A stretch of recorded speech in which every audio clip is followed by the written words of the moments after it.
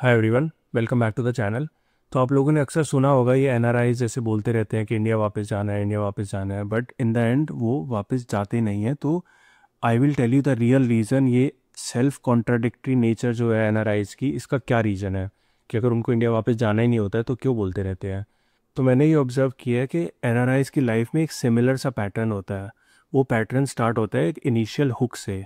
वो hook money हो सकता है, क्वालिटी ऑफ लाइफ हो सकता है, या फिर बेटर करियर अपॉर्चुनिटीज़। ये हुक एनआरआईज को अब्रॉड में बांध के रखता है और धीरे धीरे उनकी लाइफ में एक पुल आना स्टार्ट होता है जो उनको ग्रेविटेट करता है मूविंग टुवर्ड्स इंडिया। वो पुल हो सकता है एजिंग पेरेंट्स, या फिर वो पुल ये हो सकता है कि तुम्हें अपना स्टार्टअप करना है, या फिर तुम्हें फाइनेंशियल इंडिपेंडेंस, रिटायर अर्ली, ये कुछ एक रीजंस हैं। तो अब हम मनी वाले सिनेरियो को लेके इस पैटर्न को समझेंगे और फिर बाकी सिनेरियोज भी कवर करेंगे। तो मनी वाले सिनेरियो में ऐसा होता है कि एनआरआईज की लाइफ में ऐसा रहता है कि वो कुछ X number of crore save कर लेंगे तो फिर then they will move back to India.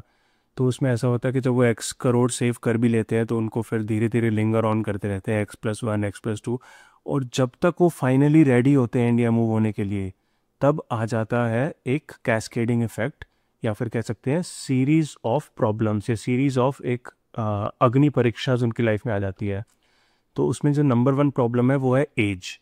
तो जब तक वो एक्स नंबर ऑफ करोड्स या वो कॉर्पस बिल्ड कर लेते हैं तब उनको रियलाइज़ होता है कि वो एक मिडल एज में पहुंच चुके हैं और अब वो चेंजेस को एक तरह से अब चेंजेस में अडेप्ट करने के लिए रेडी नहीं है, या फिर वो थोड़ा सा एक टू सेटल्ड हो चुके होते हैं अपनी लाइफ में, और वो उस एज पे या तो उनकी move back to India desire कम हो चुकी होती है या ख़त्म हो चुकी होती है। और अगर कोई एनआरआई है जो एज के हर्डल को ओवरकम कर लेता है तो फिर सेकंड प्रॉब्लम जो आती है वो है स्पाउस। तो मोस्ट केसेस में ऐसा होता है कि या तो एक स्पाउस जाने को रेडी है, दूसरा नहीं है, और उसमें अगर मूव बैक टू इंडिया करना है तो इट इज़ वेरी इंपॉर्टेंट कि दोनों spouses they are on the same page. और सेम पेज पे आने में कुछ हफ्ते लग सकते हैं, महीने, साल भी लग सकते हैं। तो लेट्स से कि आप और आपका स्पाउस दोनों सेम पेज पे आ भी जाते हो, तो जो थर्ड अग्नि परीक्षा उसके बाद आती है वो है uncertainties and fear of failure. तो उसमें ऐसा होता है कि जब तुम रेडी हो मूव होने के लिए, तब तुम ये जो लॉजिस्टिक्स देखते हो कि भाई कैसे मूव होना है, कहाँ मूव होना है, कौन सी सिटी में जाना है, घर जो लिया है अगर तो उसको बेचना कैसे है, सामान बेचना वगैरह है, या फिर जॉब का कैसे करना है, तो ये सब लॉजिस्टिक्स जब देखना स्टार्ट करता है वो एनआरआई, तो रियलाइज़ होता है कि ये बहुत ही हार्ड एक पाथ है और इसमें पैनिक हो सकता है इन द एंड। और बहुत सारे एनआरआईज उस पैनिक फेज में आ जाते हैं और फिर वो प्रोसीड नहीं कर पाते हैं।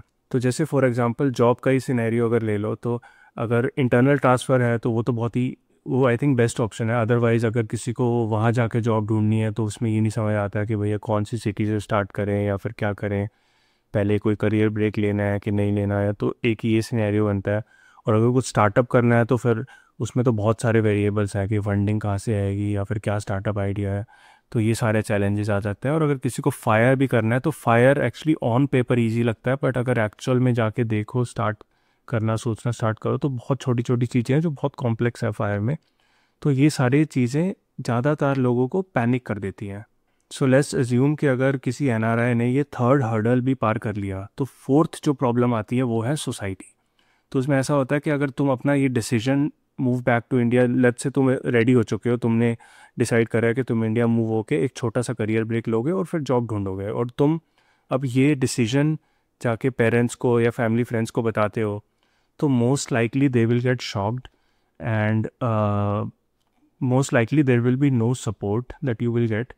तो इसमें ये एक बहुत ही काइंड ऑफ तुम्हें एक अगेंस्ट द सोशल विंड जाके तुम्हें ये एग्जीक्यूट करना पड़ेगा, बिकॉज इस सोशली ये एक्सेप्टेबल मूव नहीं है एक तरह से। तो इसमें काफ़ी एक सोशल प्रेशर आ जाता है और उस सोशल प्रेशर को पार करना इतना आसान नहीं है। तो अब कोई एनआरआई अगर ये चारों हर्डल्स को पार कर लेता है तो ही उसका move back to India mission successful हो सकता है। अब बात करते हैं दूसरे सिनेरियो की, जिसमें आ जाता है क्वालिटी ऑफ लाइफ के कारण जो एनआरआईज यूएस में या अब्रॉड किसी कंट्री में हुक्ड है। तो इसमें क्वालिटी ऑफ लाइफ में ऐसा है रहता है कि ये एक्चुअली सबसे हार्डेस्ट स्टेट है, बिकॉज मनी में तो ऐसा है कि तुम मनी को अकोमोलेट कर सकते हो, क्वालिटी ऑफ लाइफ को तुम अकोमोलेट नहीं कर सकते। ये तो डे टू डे लाइफ की बात है, day to day quality experience की बात है। तो इस सिनेरियो में अब्रॉड को छोड़ना सबसे मुश्किल है। तो अब इसमें जैसे इंडिया में कुछ कन्वीनियंसेस हैं, बट ओवरऑल जो मेरा एक्सपीरियंस है वो यही क्या है कि यूएस या abroad is actually better, it offers better quality of life as compare to India. तो जो लोग क्वालिटी ऑफ लाइफ से हुक्ड है उनके लिए ये बहुत ही हार्ड डिसीजन हो जाता है। अब कहीं ना कहीं ये इस पर भी डिपेंड करता है कि तुम्हारा मूव बैक टू इंडिया का जो एक फोर्स है वो कितना स्ट्रांग है। अगर तुम्हें अपना स्टार्टअप करना ही करना है, या फिर तुम्हें एजिंग पेरेंट्स को सपोर्ट करना है, या फिर तुम्हें अपना कुछ फायर करना है, या जो भी तुम्हारा रीज़न अगर बहुत ही स्ट्रांग है, तो तुम ये चारों हर्डल्स पार कर लोगे और मूव बैक टू इंडिया कर पाओगे। Otherwise this is one of the hardest scenario to be in, अगर तुम क्वालिटी ऑफ लाइफ से हुक्ड हो यूएस में। उसके बाद जो थर्ड सिनेरियो आ जाता है वो है करियर अपॉर्चुनिटीज़। तो बहुत सारे लोग बेटर करियर अपॉर्चुनिटीज़ के कारण यूएस में है या अब्रॉड में है। तो इस सिक्के के आई थिंक दो पहलू है। अब्रॉड में या फिर यूएस में करियर अपॉर्चुनिटीज़ बेटर है, नो डाउट, ऑल्दो आज कल थोड़े से जॉब मार्केट में क्रैक्स चल रहे हैं, but overall US is a great place for career. But I think India also is no less. वहाँ तुम्हारी सैलरी कम होगी बट तुम्हें कंपेरेबल अपॉर्चुनिटीज़ ज़रूर मिलेंगी वहाँ पर भी। वहाँ पे यूएस के छोटे छोटे स्टार्टअप भी एक्चुअली अब इंडिया में उनके डेव सेंटर्स हैं। इंडिया के स्टार्टअप तो है ही हैं और सारी इस्टेब्लिश कंपनीज तो इंडिया में है ही हैं। और इंडिया में एक्चुअली तुम्हें एक ऑल्टरनेट करियर को भी एक्सप्लोर करने का अपॉर्चुनिटी है जो कि यूएस में तुम्हें नहीं मिलता है बिकॉज ऑफ वीज़ा प्रॉब्लम्स। तो आई थिंक इस सिनेरियो में जो इंसान है उसको कहीं ना कहीं रास्ता ढूंढना ज़्यादा मुश्किल नहीं है, वो अपना यहाँ रास्ता ढूंढ सकता है, इंडिया मूव हो सकता है। उसमें ये चारों हर्डल्स को पार करना इतना मुश्किल नहीं है। तो अब बात करते हैं कि एनआरआईज क्यों सेल्फ कॉन्ट्राडिक्टरी है। तो इसका रीज़न है कि they are all going through a battle कि यूएस में रहने, उनको यूएस छोड़ना भी नहीं है और इंडिया भी मूव होना है। तो एक बैटल चल रहा है यहाँ से, they are hooked to the US और वो फोर्स भी चल रही है इंडिया मूव होने की। And most NRIs are actually confused. तो इसलिए वो सेल्फ कॉन्ट्राडिक्टरी है, अपने आप को ही कॉन्ट्राडिक्ट कर रहे हैं, बार बार बोल रहे हैं कि जाना है पर जा नहीं पाते हैं। तो अब मैं थोड़ा सा अपनी जर्नी के बारे में बता देता हूँ कि मैं एक्चुअली में लास्ट 6 मंथ्स या 12 मंथ्स के अराउंड कॉन्टेम्पलेट कर रहा हूँ, इंडिया मूव होने का सोच रहा हूँ। मैंने जो हर्डल्स, पहले 2 हर्डल्स पार कर लिए हैं। मैंने जो फाइनेंस का हर्डल है कि मैंने जो सोचा था X करोड़ सेव करने हैं वो मैंने कर लिए हैं। और जो सेकंड है, मेरा स्पाउस, तो मेरी जो वाइफ है, she is on board with the plan. जहाँ मैं स्ट्रगल कर रहा हूँ वो है fear of failure and social pressure. तो ये जो सेकंड, जो थर्ड और फोर्थ हर्डल्स हैं, I am actually going through those.